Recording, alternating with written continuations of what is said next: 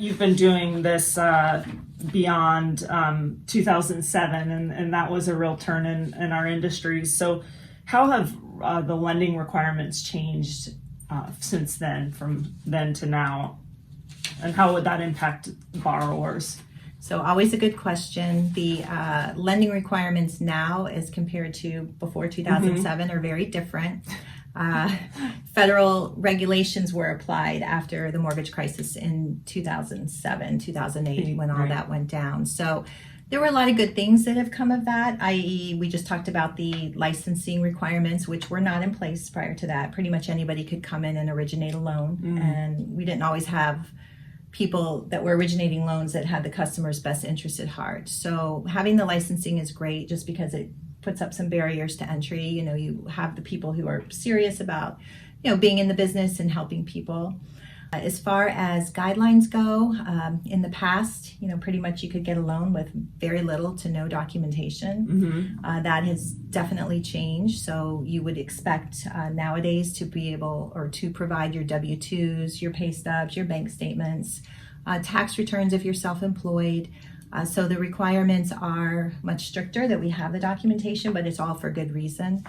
As far as the paperwork goes, you know, it's if you keep good records, it is, you know, most people are going to have what we need. Right. And as long as you're talking with your lender up front, they'll be collecting all of your documents up front, or they should be.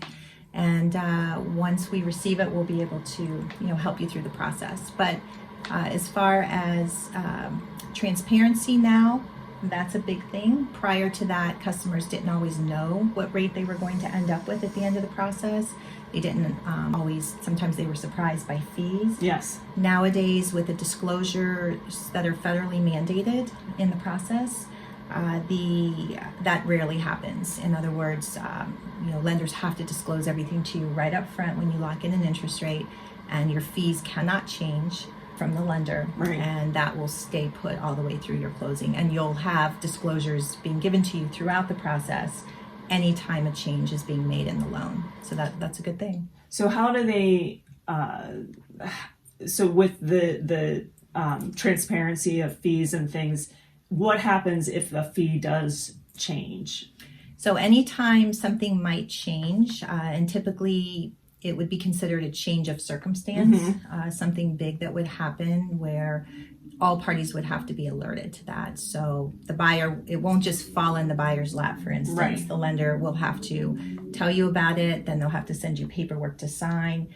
So you'll be well informed throughout the process if that were to happen. Right.